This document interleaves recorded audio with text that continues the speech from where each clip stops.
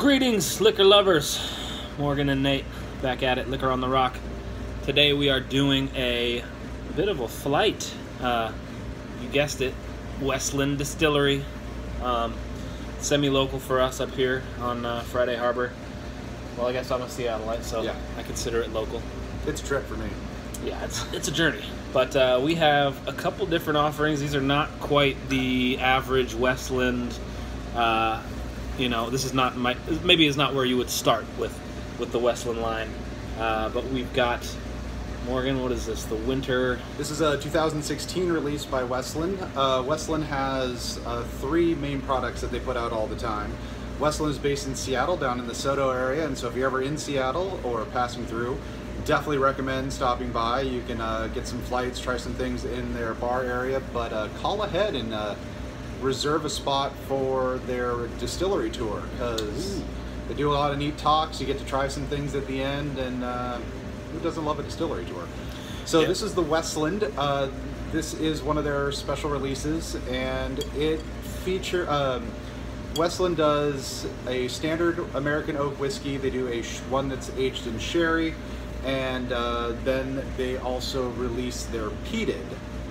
And this one is one of my favorites that Westland does, and this is kind of a mix of all three styles. So you get a little smoke, you get a little sweet, and I like it. It's got a little bit of fire in it, so that's a good one we'll be tasting. The one we'll do after that, this is Peat Week. Now, you may have seen other distilleries doing things. There's a time of the year where a number of different distilleries will put out one, the heavily peated, to celebrate Peat Week. Westland's done 3 different versions of it now, I believe, or 4, and good stuff. If you like a heavily peated, give it a try, because it's pretty great for an American offering. And then the Reverie. Reverie Figure 1. This is a kind of a different beast, whereas most of these releases are built on a specific flavor profile based on what they've put out in the past. This was kind of a, I don't know, an experiment, a playful. Wes was like, screw it, let our blender distiller do what they want. So go on Westland's website. They have a full diagram breakdown, and this thing has, the liquid in this has touched a ton of different barrels. It's Westland, and you'll see this in a lot of craft brewing, is big on, and I'm going to butcher this, terroir. Your fancy wine drinking friends might know this term, but basically gaining the flavors of the local areas where all the parts of the whiskey, or wine in this case, were grown. Westland is fantastic about this. You can tell they're geek out about it themselves, because they're trying very hard to get grain from local sources. They get peat local sources. They're getting oak from they do a special run of Gariana oak, which is a oak that only grows in certain areas, Washington, Japan, things like that. And you can tell they geek out on what they can get. So they're trying to get the best products to put in to their whiskeys and make the best whiskey they can. So I give full points to them on that. Now, are they the only distillery who does a local Northwest bog peated whiskey? As far as I know, they're the only ones that do a peated whiskey. There may be others. There are other local or Washington distillers that do obtain their ingredients from Washington. Battle Point on Bainbridge Island is another one. We'll try that in another video. They've got some great products too. But we'll start off with the Westland, the winter, because it's the least peated of the 3, and I feel less fiery, so we won't destroy our palates as we get to the final one. All right. And this one says, let's see, 9 casks were married for this release. Ex-bourbon cask, which is common for all of these. Ex-Oloroso hogshead, sherry cask, so should be some nice. And I've tasted this once with you, but I don't remember it well, so that's all right. Let's dive in. Westland gets some of their own casks made for them. Otherwise, they do also get a lot of first fill reusing like Buffalo Trace or Jack Daniels.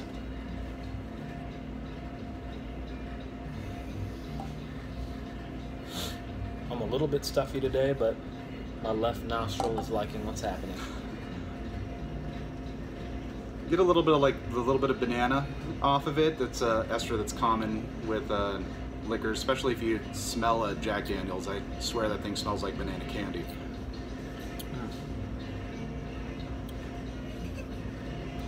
Yeah, this will definitely be the least peaty. It's there though.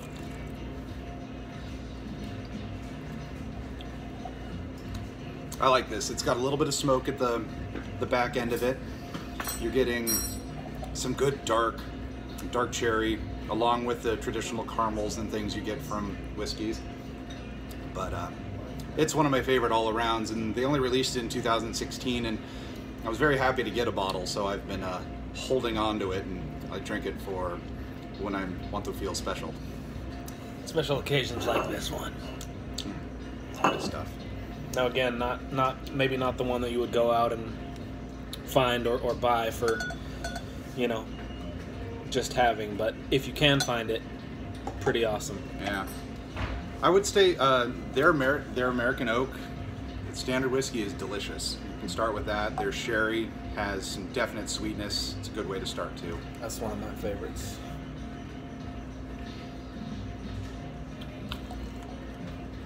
Again, you may notice us putting water into these. Do not be afraid to do that. It can really help tone down the alcohol and bring out some more of the flavors. And in whiskey judgings, it's very common for judges to dilute their whiskeys 50-50 with water to try to get every little flavor they can out of things. This one's got a nice long finish too. Mm-hmm. It sticks around, and I do like that. Yeah. You're getting your bang for your buck, you know, because you're drinking this whiskey and you're going to get all these flavors and stick around in your mouth for a little while. So some bourbons, whiskeys you drink, and it's like great. You get a great initial flavor, and then it's poof, gone. Give you a glance at the color here. A nice pale gold. Yeah, they do not artificially color anything, so give massive props to these guys for making a good product. A little water to rinse it out. Let's give it a little rinse and rinse.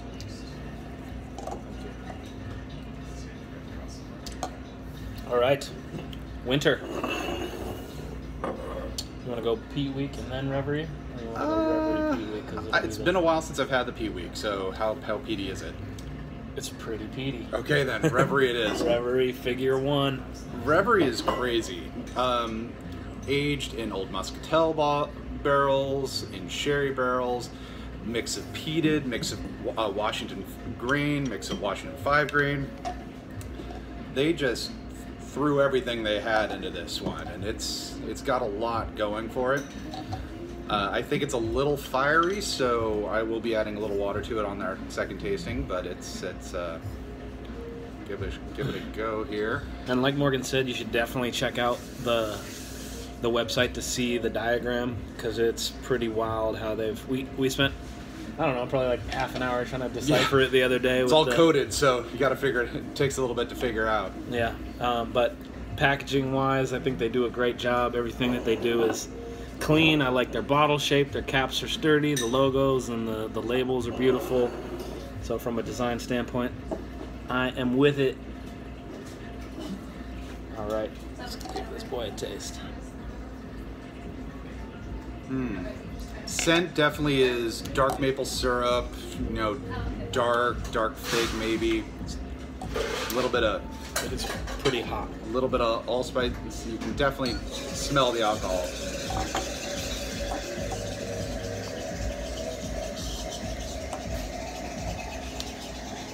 I like this. It's kind of like you're saying. It's not a usual taste profile, but it's playful.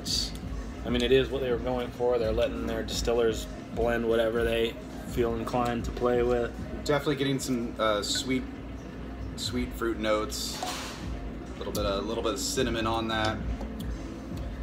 With all the muscatel wine and other. You get a little bit of the hint of the banana off, like the very initial hit for me anyway.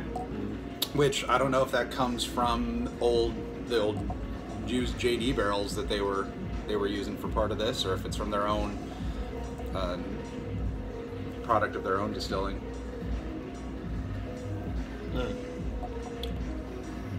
Tasty.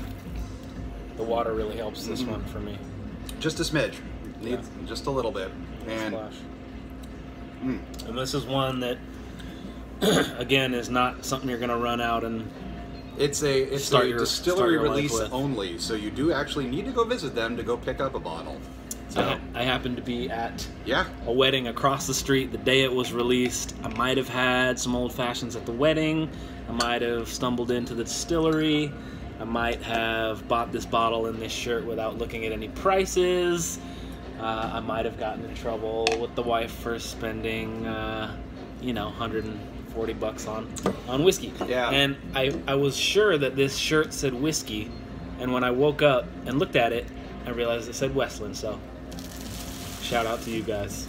But if you can go in there, you can taste it at the distillery. So they're good folks down there. Very good. Shout out to them. Okay. Let's. Did you get a little? I already rinsed mine out. Okay. The next one is the Peat Week. Now, Westland does pride itself on getting as much local product as possible in their production. However, for the Peat Week, they source their grain from Bards, and they're I believe a Scottish company, and it's heavily peated that they get. Westland does have a peat field down near, I believe, Grays Harbor area, down in the very south corner of Washington. That's where they're getting their peat, as well as they're aging their barrels, a lot of their barrels down in the Hoquiam area. So getting some range of temperatures and salt water and things like that. Yep, design-wise, they're clearly doing the old-timey circus thing. Their branding for this is the world's most marvelous and stupendous display of acrobatic triumph. So this is a commemorative bottling. I don't know if all of them came out this way or if only a few did. They've done a couple of different labels. Their last year one were kind of playing on the old sideshow, like See the Man on Fire, things like that. The Woman Made of Smoke. Okay, so similar kind of circusy motif, maybe. They're fun. Very cool.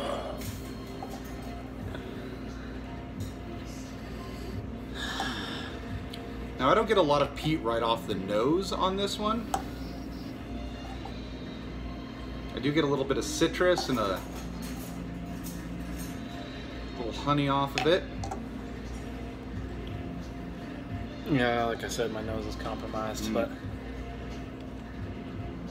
yeah, it definitely smells sweeter than it tastes. A little fruity.